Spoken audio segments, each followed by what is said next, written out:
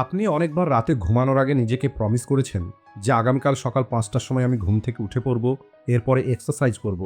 আর যে সমস্ত কাজগুলো পেন্ডিং পড়ে আছে, ওই সমস্ত কাজগুলো সন্ধে হওয়ার আগেই শেষ করে ফেলব।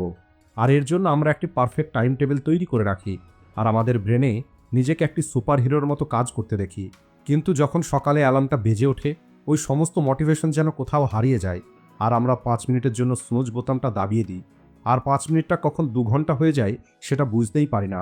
আর এরপরে শুরু হয়ে যায় নিজেকে দোষ দেওয়া, যেমন আমার দ্বারা হবে না, আমি হলাম অনেক বেশি অলস, আমার ব্রেন আমার নিয়ন্ত্রণে নেই।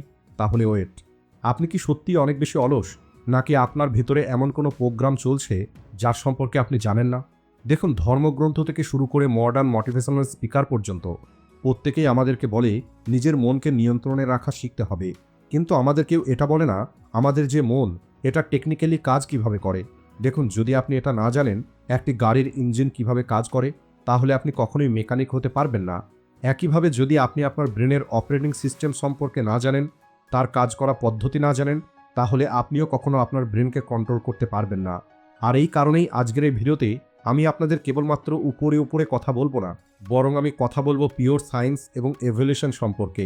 আজকের ভিডিওতে আপনি জানতে পারবেন আমাদের ব্রেনকে প্রোক্রাস্টিনেশন, অর্থাৎ কাজকে পরে করব বলার যে অভ্যেস, এর জন্যই ডিজাইন করা হয়েছে, আর কিভাবে আমরা এই পুরনো সিস্টেমকে পরিবর্তন করতে পারবো। তো চলুন আমাদের ব্রেনের ওই গভীর রহস্য সম্পর্কে জেনে নেওয়া যাক। আমাদের ব্রেন অলস কেন? সবার প্রথমে একটি কটু সত্যকে জেনে নিন। আপনার ব্রেন আপনাকে সফল করার জন্য ডিজাইন হয়নি, বরং এটা আপনাকে বাঁচিয়ে রাখার জন্য ডিজাইন করা হয়েছে। আপনি একবার কল্পনা করে দেখুন, আজ থেকে ৫০,০০০ বছর আগের মানুষ, অর্থাৎ আমাদের পূর্বপুরুষরা জঙ্গলে ছিল। সেখানে না ডমিনোজ ছিল, না নেটফ্লিক্স ছিল, আর না কোনো সুরক্ষিত বাড়ি। ওই জঙ্গলের মধ্যে প্রতিটা সময় জীবন হারানোর ভয় ছিল। আর আপনি কি জানেন ওই সময় একটি মানুষের জন্য সবথেকে মূল্যবান কী ছিল? সেটা হলো এনার্জি। যদি আমাদের পূর্বপুরুষরা বিনা কারণে দৌড়াদৌড়ি করত অথবা পরিশ্রম করত, তাহলে তাদের এনার্জিটা শেষ হয়ে যেত। আর এরপরে যদি হঠাৎ করেই কোনো হিংস্র প্রাণী চলে আসতো, তাহলে তখন দৌড়ানোর জন্য এদের কাছে এনার্জি থাকতো না। আর এই কারণেই এই প্রকৃতি আমাদের ব্রেনে একটি কোড ফিট করে দেয়, save energy at all cost, অর্থাৎ যে কোনো মূল্যে নিজের এনার্জিকে সেভ করো। আর আমাদের ব্রেন এভাবেই বিকশিত হয়েছে যে যতক্ষণ পর্যন্ত কোনো বিপদ না হবে, অথবা যতক্ষণ পর্যন্ত বড় কোনো পুরস্কার আমাদের সামনে না থাকবে, ততক্ষণ পর্যন্ত আমাদের ব্রেন কাজ করতে পছন্দ করে না। আর এখন ফিরে আসা যাক আমাদের বর্তমান সময়ে। আজ আমাদের জীবনে জঙ্গলের মতো কোনো বিপদ নেই। আজ আমরা খাবার সুপারমার্কেটে অথবা অনলাইনে অর্ডার করে নিতে পারি। কিন্তু আমাদের ব্রেনের ওই অংশ, যেটাকে লিম্বিক সিস্টেম বলা হয়, সেটা আজও ওই ৫০,০০০ বছর আগেকার সফটওয়্যারেই চলছে। আর এই কারণেই যখন আপনি চিন্তা করেন আমি জিমে যাব অথবা আমি পড়াশোনা করব, তখন আপনার ওই পুরনো ব্রেনটা চিৎকার করে আর বলে যে এখানে অনেক বেশি এনার্জি খরচ হবে, তাই চুপচাপ বসে থাকো। অর্থাৎ আপনি যেটাকে অলসতা বা লেজিনেস বলছেন, সেটা আসলে একটি সার্ভাইভাল মেকানিজম। আপনার ব্রেন আপনার বিরুদ্ধে নয়, বরং আপনার ব্রেন পুরনো পদ্ধতিতে আপনাকে সুরক্ষিত রাখতে চায়। কিন্তু সমস্যাটা হলো, এখন আমরা জঙ্গলে নয়, বরং শহরে থাকি। আর এখানে এনার্জি বাঁচিয়ে নয়, বরং এনার্জিকে কাজে লাগিয়েই আমরা জিততে পারবো। আপনার মন কেন এক জায়গায় স্থির হয় না? এখন প্রশ্ন হলো, যদি আমাদের ব্রেন এনার্জি সেভ করতে চায়, তাহলে আমরা ঘন্টার পর ঘন্টা রিলস স্ক্রল করতে গিয়ে অথবা ভিডিও গেম খেলতে গিয়ে এনার্জি কেন নষ্ট করছি? এখানে তো আমাদের কোনো অলসতা আসে না। তাহলে বলি, এখানে এন্ট্রি হয় আমাদের ব্রেনের একটি পাওয়ারফুল কেমিক্যালের, যেটাকে আমরা ডোপামিন বলি। এটাকে একটি সহজ উদাহরণের সাহায্যে বোঝার চেষ্টা করুন। মনে করুন আপনার সামনে দুটো রাস্তা আছে। একটি রাস্তা হলো পাহাড়ের উপরে ওঠার, যেখানে আপনাকে অনেক বেশি পরিশ্রম করতে হবে, কিন্তু পাহাড়ের উপরে ওঠার পরে একটি সুন্দর দৃশ্য দেখতে পাবেন। দ্বিতীয় রাস্তা হলো নিচেতে বসেই টিভির স্ক্রিনে ওই পাহাড়ের ফটো দেখে নেওয়া। আপনার ব্রেন সবসময় সহজ রাস্তাটা বেছে নেবে। ডোপামিন হলো আমাদের ব্রেনের সেই কেমিক্যাল যা আমাদেরকে আনন্দ দেয়। প্রাচীনকালে এই ডোপামিন তখনই রিলিজ হতো যখন আমরা কোনো কঠিন কাজ করতাম, যেমন শিকার করা অথবা কোনো মিষ্টি ফল খুঁজে বার করা। কিন্তু আজ আমাদের পকেটে একটি ডিভাইস আছে, যেটাকে আমরা স্মার্টফোন বলি। যখন আপনি একটি রিল ভিডিও দেখেন, তখন আপনার ব্রেন অল্প একটু ডোপামিন রিলিজ করে। যখন আপনি কোনো একটি গেমের লেভেল পার করেন, তখনও আপনার ব্রেন ডোপামিন রিলিজ করে। আর এখন বসে বসে কোনো রকমের পরিশ্রম না করেই আপনার ব্রেন ডোপামিন পেয়ে যাচ্ছে, যে ডোপামিনের জন্য আমাদের পূর্বপুরুষরা দিনরাত পরিশ্রম করত। আর এটাকেই আমরা চিপ ডোপামিন অথবা সস্তা নেশা বলতে পারি। যখন আপনি পড়াশোনা করার জন্য অথবা গুরুত্বপূর্ণ কোনো কাজ করার জন্য বসেন, তখন আপনার ব্রেন কম্পেয়ার করা শুরু করে। অপশন এ, পড়াশোনা করা, যেখানে পরিশ্রম অনেক বেশি আর রেওয়ার্ড অনেক পরে পাওয়া যাবে। আর অপশন বি হলো মোবাইলটা হাতে নেওয়া, যেখানে কোনো রকমের পরিশ্রম নেই আর রেওয়ার্ড খুব দ্রুত পাওয়া যাবে। আর আপনার ব্রেন এই কারণেই আপনার মনোযোগটা মোবাইলের দিকে নিয়ে যায়। আর এটাই হলো কারণ আমাদের মন আমাদের নিয়ন্ত্রণে থাকে না।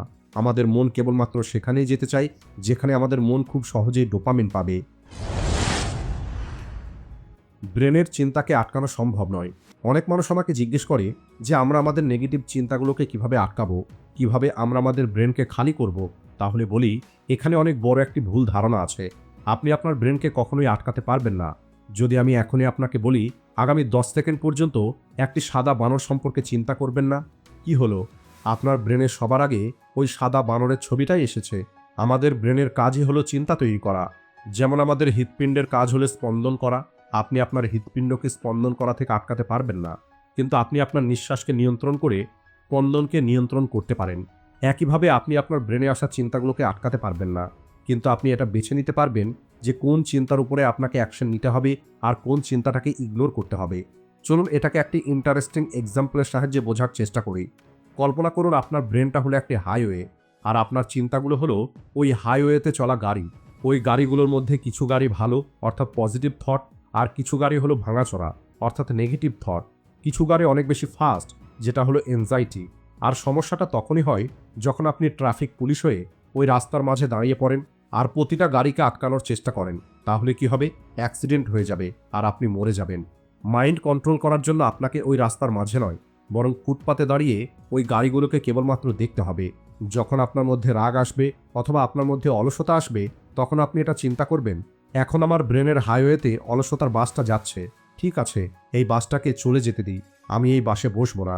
আর এটাকে সাইকোলজিতে মেটাকগনিশন বলা হয়, অর্থাৎ নিজের চিন্তার সম্পর্কে ভাবা। যেদিন আপনি আপনার এই চিন্তার প্যাসেঞ্জার হবার পরিবর্তে অবজারভার হয়ে যাবেন, সেদিন থেকেই আপনার রিমোট কন্ট্রোলটা আপনার হাতে চলে আসবে। কনসিস্টেন্ট কিভাবে হবেন?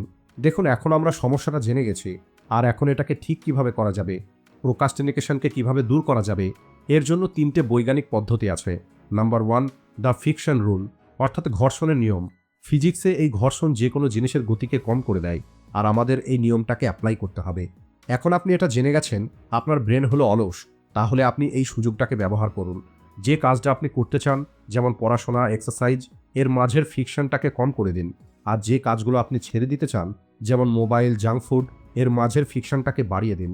উদাহরণ হিসাবে, যদি আপনি রোজ সকালে এক্সারসাইজ করতে চান, তাহলে আপনি আপনার জিমে যাওয়ার পোশাক রাতেই বিছানার উপরে রেখে দিন, যাতে সকালে ওই পোশাক খোঁজার জন্য আপনার ব্রেনকে পরিশ্রম করতে না হয়, আর এখানে ফ্রিকশনটা কম হয়ে যাবে। একইভাবে যদি আপনার মোবাইলের হ্যাবিট ছাড়তে হয়, তাহলে কাজ করার সময় আপনার মোবাইলটা অন্য জায়গায় রেখে আসুন অথবা সুইচ অফ করে রেখে দিন। আর এখন যদি ওই মোবাইল আপনাকে দেখতে হয়, তাহলে আপনাকে উঠে মোবাইলটা আনতে যেতে হবে, আর আপনার অলস ব্রেন তখন বলবে কে উঠে যাবে, এখন তার থেকে ভালো কাজ করে নেওয়া যাক। Number 2, the 2 minute rule. নিউটনের প্রথম নিয়মটা বলে, যে জিনিসটা স্থির আছে সেটা স্থির থাকতে চায়, আর যে জিনিসটা গতিশীল আছে সেটা সবসময় গতিশীল থাকতে চায়। দেখুন, সবথেকে কঠিন কাজ হলো শুরু করা।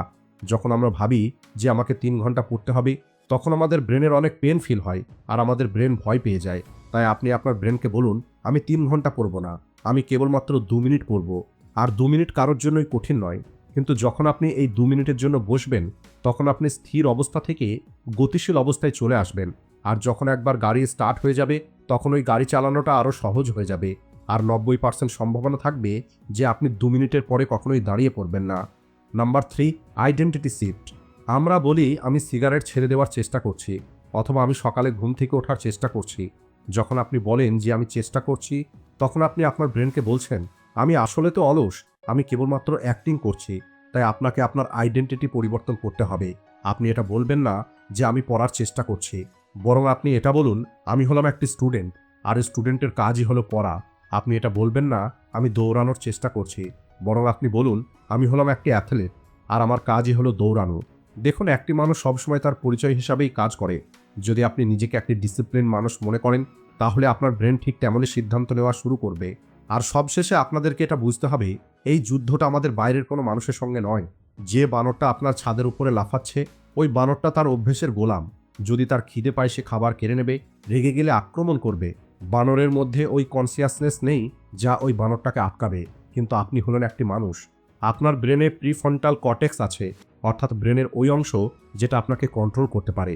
এখন যে বানরটা আপনার ব্রেনে লাফালাফি করছে, যে বলছে ঘুমিয়ে পড়ো, কাল কাজ করব, অথবা কাজ বাদ দিয়ে আর একটি ভিডিও দেখে নেওয়া যাক, ওই বানরটাকে কন্ট্রোল করাটাই হলো আসল মানুষ হওয়া। আর দেখুন, পরিবর্তন এক রাতে আসে না, কনসিস্টেন্সি কোনো জাদু নয়। এটাকে যত বেশি আপনি প্র্যাকটিস করবেন, যত বেশি আপনি ছোট ছোট প্রমিসগুলো পূর্ণ করবেন, এটা তত বেশি মজবুত হবে। তাই আমি আপনাদেরকে এটাই বলবো, এই ভিডিওটা শেষ করার পরে বড় কোনো কাজ করার চেষ্টা করবেন না, বরং একটি ছোট্ট 2 মিনিটের কাজকে বেছে নিন, যে কাজটাকে আপনি ফেলে রেখেছিলেন, আর ওই কাজটিকে সম্পূর্ণ করুন। আজকের ভিডিওটি এই পর্যন্তই। ভিডিও ভালো লাগলে ভিডিওটিকে লাইক ও শেয়ার করতে ভুলবেন না। Thanks for watching.